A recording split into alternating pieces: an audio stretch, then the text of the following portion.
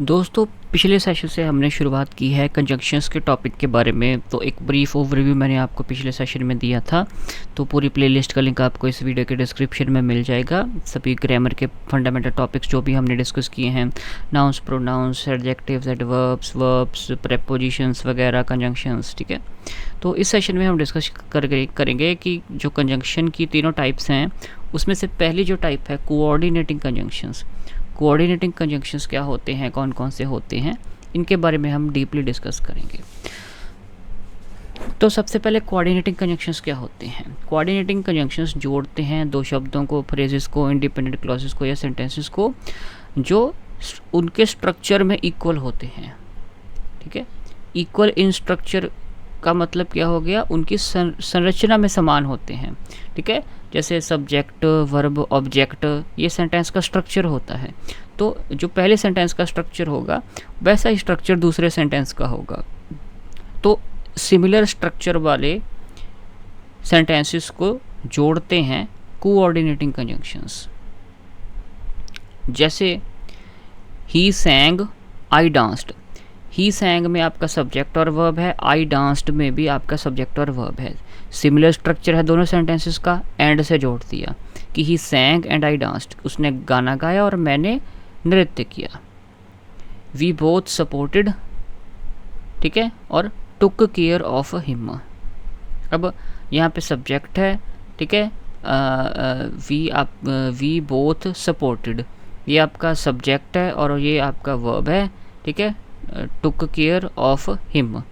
तो यहाँ पे आपका क्या हो रहा है, इसको आप ऐसे समझ लो कि we both supported and took care of him. इसके दो सेंटेंसेस बना लो, ठीक है। जैसे we supported him, we took care of him, ठीक है। We supported him, we took care of him, ये आपका वी सब्जेक्ट हो गया, सपोर्टेड और टुक केयर आपका वर्ब हो गया, ठीक है। वी टुक आपका वो वर्ब हो गया और हिम और ये केयर ऑफ हिम आपका ऑब्जेक्ट हो गया, ठीक है। तो सिमिलर है सेंटेंस दोनों स्ट्रक्चर में। तो क्या हुआ कि हमने दोनों किया, हमने सपोर्ट भी की और उसकी टुक केयर भी हमने की। तो सिमिलर स्ट्रक्चर वाले सेंटेंसेस को आप कोऑर्डिनेटिंग कंजंक्शंस के साथ जोड़ते हो। अब कोऑर्डिनेटिंग कंजंक्शंस के आगे 4 प्रकार होते हैं, ठीक है। कुमुलेटिव कंजंक्शंस या कह लीजिए कॉपुलेटिव कंजंक्शंस, फिर अल्टरनेटिव कंजंक्शंस या डिसजंक्टिव कंजंक्शंस, फिर आपका एडवर्सेटिव कंजंक्शंस या कह लो कि इलेटिव कंजंक्शंस। जो पहली टाइप है इसके बारे में जानते हैं, कुमुलेटिव या फिर कॉपुलेटिव कंजंक्शंस क्या होते हैं। These conjunctions join two statements और facts of a similar nature. ये जो कंजंक्शंस होते हैं कुमुलेटिव या कह लीजिए कॉपुलेटिव कंजंक्शंस, ये दो स्टेटमेंट्स को या फैक्ट्स को, दो सेंटेंसेस को जोड़ते हैं जिनकी नेचर सिमिलर होती है। सिमिलर नेचर का मतलब क्या हो गया कि ये दोनों पॉजिटिव सेंटेंस होते हैं या दोनों नेगेटिव सेंटेंस होते हैं, ठीक है। तो सिमिलर नेचर वाले सेंटेंसेस को जोड़ते हैं। अब जो कुमुलेटिव कंजंक्शंस हैं उनमें आपके आ जाते हैं and, both and, as well as या नॉट ओनली बट ऑल्सो, ठीक है। एंड का मतलब कहाँ पे होता है, जब आपने दो सब्जेक्ट्स को या दो ऑब्जेक्ट्स को या दो सेंटेंसेस को आपने जोड़ना है। सब्जेक्ट होता है जो सेंटेंस में एक्शन को परफॉर्म करता है, ऑब्जेक्ट होता है जिसके ऊपर प्रभाव पड़ता है परफॉर्म किए गए एक्शन का। जैसे ही प्लेड क्रिकेट, ठीक है, और दूसरा ही प्लेड हॉकी, तो इसको हम he played cricket and hockey लिख सकते हैं। एंड कंजंक्शन से हम दोनों जो गेम वाले वर्ड्स हैं उनको जोड़ सकते हैं। अब इनकी नेचर सिमिलर है, he played cricket, he played hockey, ठीक है, दोनों की सिमिलर नेचर है, दोनों पॉजिटिव सेंटेंस हैं, स्ट्रक्चर में भी सेम है, ठीक है। तो एंड आपका लग गया। फिर बोथ एंड कहाँ पे लगता है, use to join two parts with emphasis on combination. Both and तब वहाँ पे लगता है जहाँ पे आपने दो हिस्सों को जोड़ना है, लेकिन जो उन दो हिस्सों का कॉम्बिनेशन है वो बहुत इम्पॉर्टेंट है और उसको आपने हाईलाइट करना है। ठीक है, दबाव देते हुए, एम्फेसिस देते हुए आपने दोनों चीज़ों का कॉम्बिनेशन स्पेशल बताना है एक तरीके से। जैसे ही is both a teacher and a student, कि वह दोनों है, टीचर भी है स्टूडेंट ही भी है, कि वह ना केवल एक शिक्षक है बल्कि एक विद्यार्थी भी है। ठीक है, तब वहाँ पे आप बोथ एंड इस्तेमाल करोगे, जो कॉम्बिनेशन, एक स्पेशल कॉम्बिनेशन को आपने एम्फेसाइज करके बताना है। नोट में क्या दिया गया है कि as well as is not used with both, both के साथ एज वेल एज नहीं लगता। अच्छा, जो ये है ना, ये आपका सेंटेंस है, he is both a teacher and a student, इसको आप ऐसे नहीं लिख सकते, एज वेल एज। ठीक है, he is both a teacher and a student, ये आपका सही है। He is both a teacher as well as a student, जब आपका बोथ लग गया, बोथ के साथ फिर आपका एंड लगेगा, बोथ के साथ आपका एज वेल एज नहीं लगेगा। ठीक है, एंड लगेगा। ही is both a teacher and a student, ये बात बोली गई थी कि एज वेल एज नहीं लगता बोथ के साथ। फिर आ गया as well as. As well as का मतलब क्या होता है, टुगेदर विद, अलॉन्ग विद या बिसाइड्स। ठीक है, एज वेल एज मतलब के साथ साथ, के साथ या इसके अलावा वो भी है। When two subjects are joined by as well as, जब हम दो सब्जेक्ट्स को एज वेल एज से जोड़ते हैं, the verb agrees with the first subject. ये आपका सब्जेक्ट वर्ब एग्रीमेंट का बात आ गई, इसको मैं समझाता हूँ आपको। ठीक है, जैसे आपका ये सेंटेंस है, इसको मैं यहाँ पे कॉपी कर लूँ कि Ram as well as his brothers is coming, कि राम अपने भाइयों के साथ साथ आ रहा है। ठीक है, या कह लो कि राम के अलावा उसके भाई भी आ रहे हैं। तो यहाँ पे क्या कहा गया था, के साथ साथ। ठीक है, एक तो एज वेल एज का मतलब हो गया के साथ साथ, और जब आपका एज वेल एज से दो सब्जेक्ट्स जुड़े हैं, ठीक है, एक तो सब्जेक्ट आपका राम हो गया और दूसरा सब्जेक्ट आपका हो गया हिज ब्रदर्स। जब एज वेल एज से आपके दो सब्जेक्ट जुड़े हैं तो जो वर्ब होगी यहाँ पे, हेल्पिंग वर्ब है, वो पहले सब्जेक्ट के साथ मैच करेगी। अब राम सिंगुलर है इसीलिए आपका इज़ आया है। अब ब्रदर, अब ये जो सेंटेंस है ये तो सही है। अगर मैं यहाँ पे कर दूँ कि Ram as well as his brothers are coming, ये आपका रॉन्ग हो जाएगा। ठीक है, जब एज वेल एज से आपके दो सब्जेक्ट जुड़े हैं, राम और उसके ब्रदर्स, तो जो आपकी हेल्पिंग वर्ब आएगी, जो भी वर्ब आएगी, वो आपकी पहले सब्जेक्ट के अकॉर्डिंग आएगी। राम एक है, सिंगुलर है, इसी वजह से इज़ आया है। ठीक है, ध्यान देने वाली बात थी ये। नॉट ओनली बट ऑल्सो, ये भी दो पार्ट्स को ज्वाइन करने के लिए इस्तेमाल होता है, और ये एम्फेसाइज किसको करता है ज़्यादा, सेकंड पार्ट को। ठीक है, जो आपका एज वेल एज था, ठीक है, नहीं, बोथ एंड जो था वो किसको एम्फेसाइज करता था, दोनों पार्ट्स को। लेकिन जो नॉट ओनली बट आल्सो है, ये आपका सेकंड पार्ट को ज़्यादा इंपॉर्टेंस दे रहा है।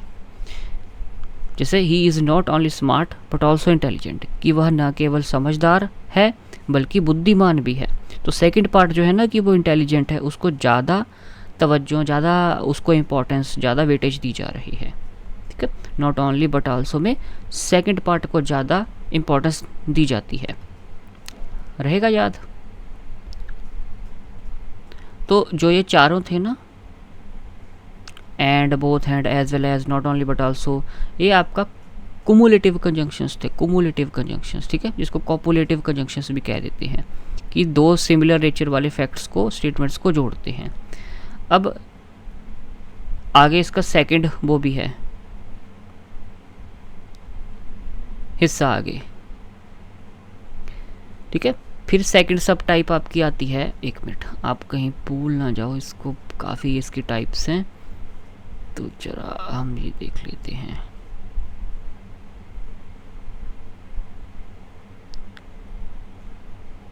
एक मिनट, हाँ, हम कोऑर्डिनेटिंग कंजंक्शंस कर रहे हैं, कोऑर्डिनेटिंग कंजंक्शंस, ठीक है।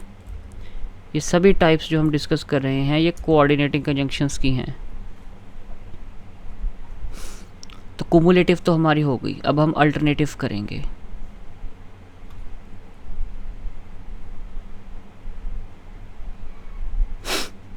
ये रही, अल्टरनेटिव का दूसरा नाम है डिसजंक्टिव कंजंक्शंस।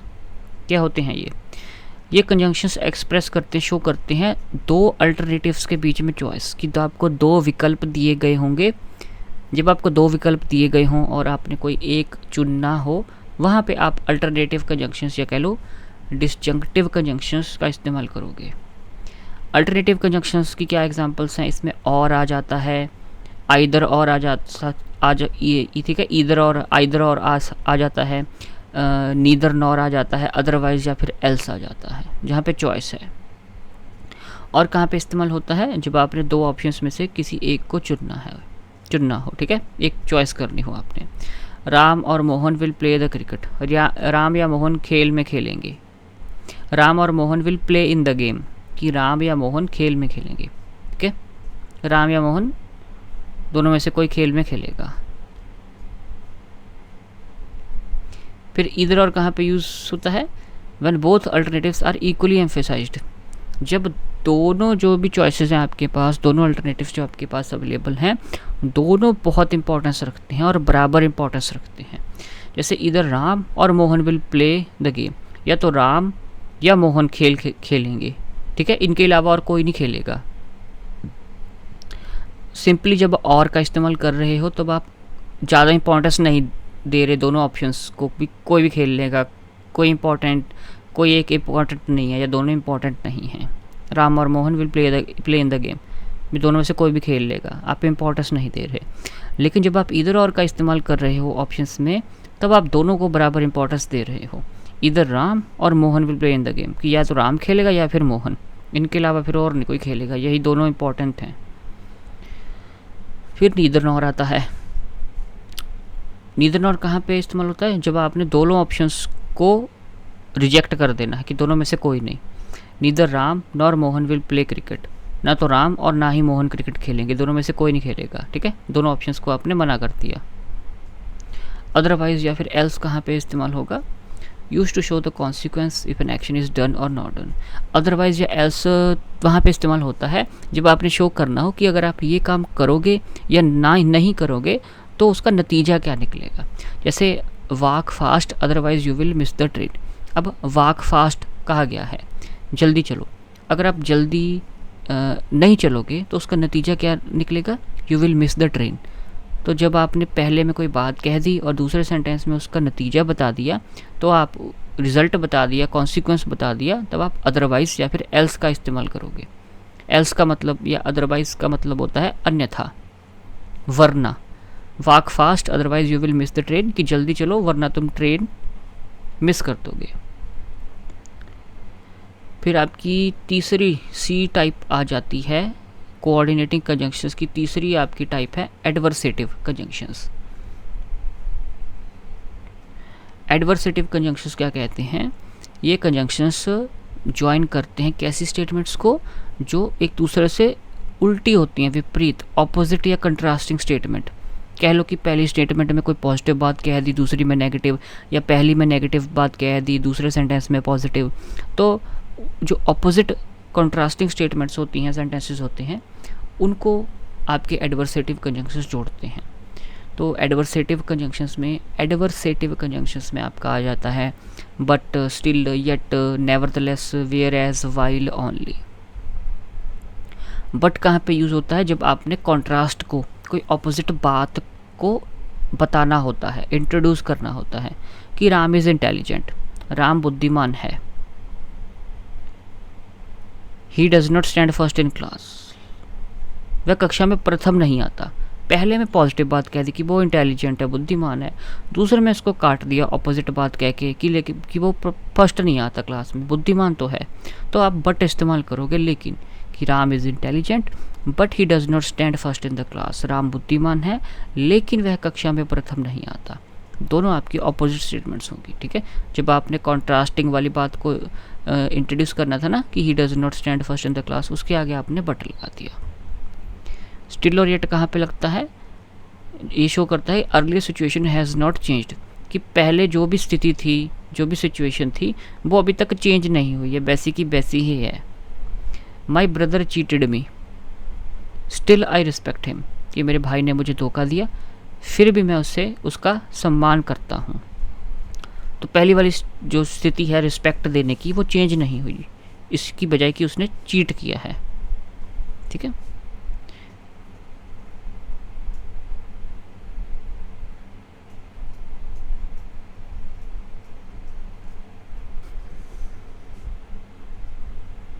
अच्छा, ज़रा डिफरेंस देख लो कि स्टिल और येट को कैसे आपने यूज़ करना है।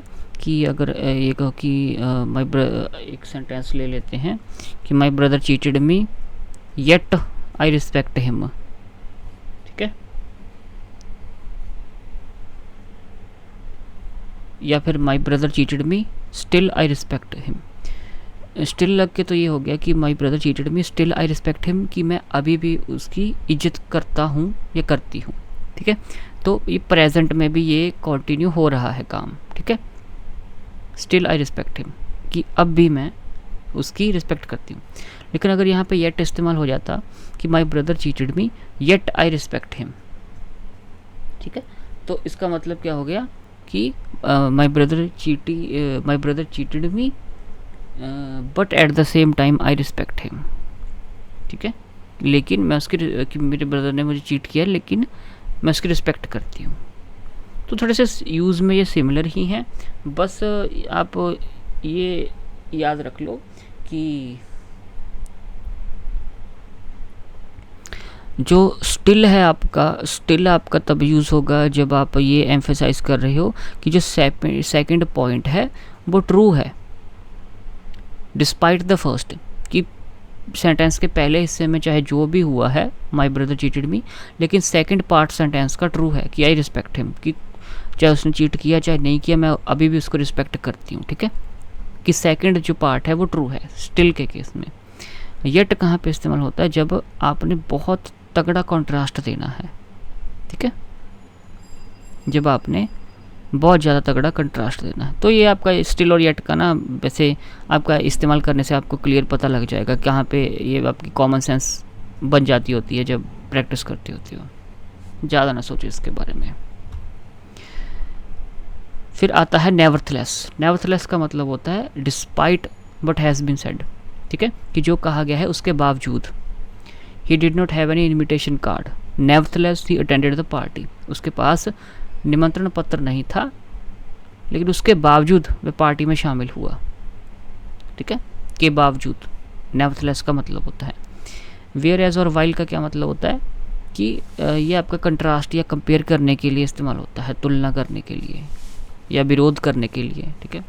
कि राम प्लेज वाइल शाम स्टडीज़, कि राम खेलता है जबकि जो शाम है वो पढ़ाई करता है, ठीक है।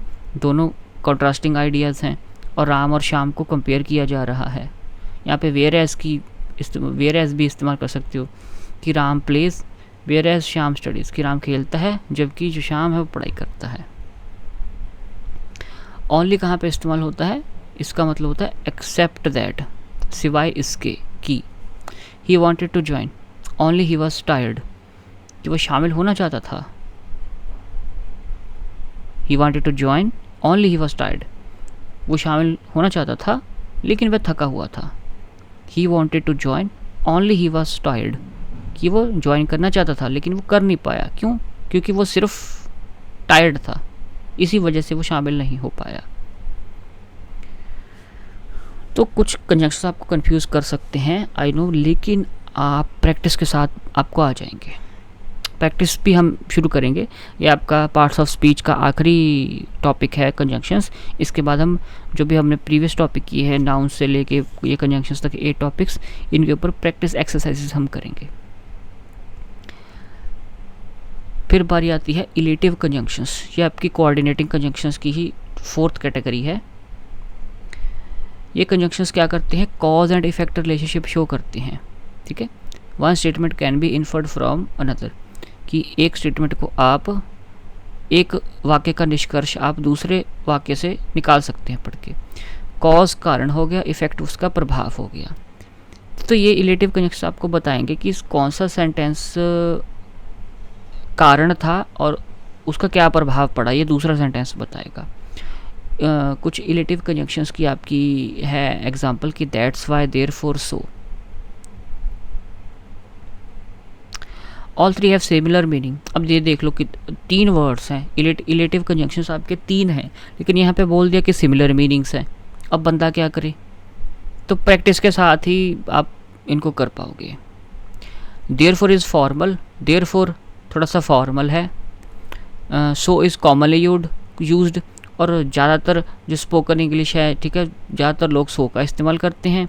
That's why is more conversational, that's why आपका स्पोकन इंग्लिश में काम आता है।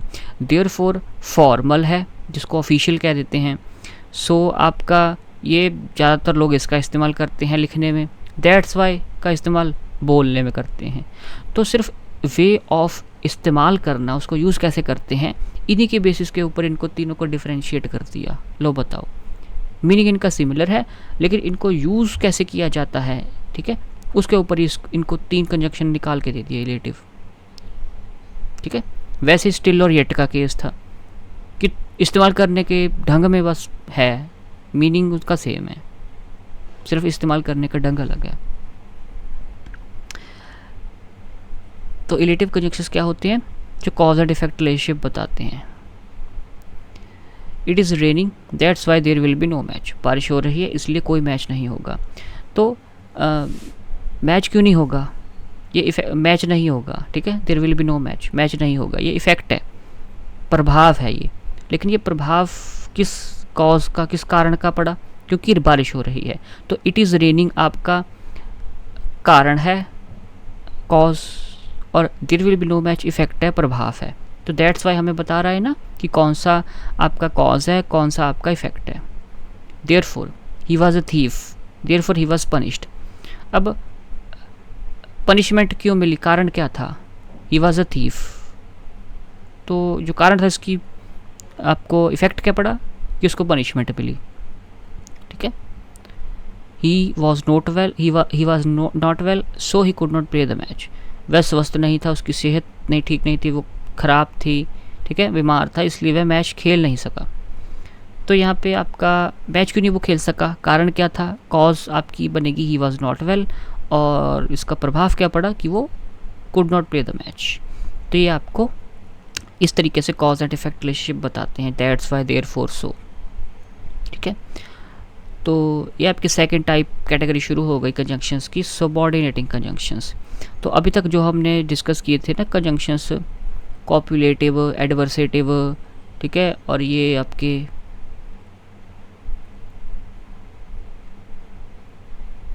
इलेटिव, और भी एक कैटेगरी थी, 4 कैटेगरीज थी।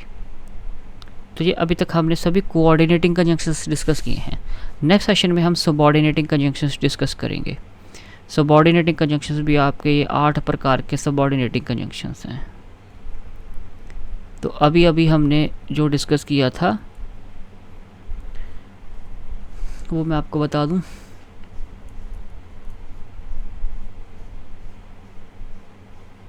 ये हमने डिस्कस किए हैं coordinating conjunctions, cumulative, alternative, adversative, illative. Illative conjunctions cause and effect बताते हैं, ठीक है। कोमुलेटिव कंजंक्शंस आपके सिमिलर नेचर वाले सेंटेंसेस को जोड़ने का काम करते हैं। अल्टरनेटिव आपके कंजंक्शंस जो हैं ये आपके ऑप्शंस के बीच में चॉइस बताते हैं, और एडवर्सेटिव कंजंक्शंस आपके 2 अपोजिट आइडियाज़ को बताने के लिए, शो करने के लिए इस्तेमाल होते हैं।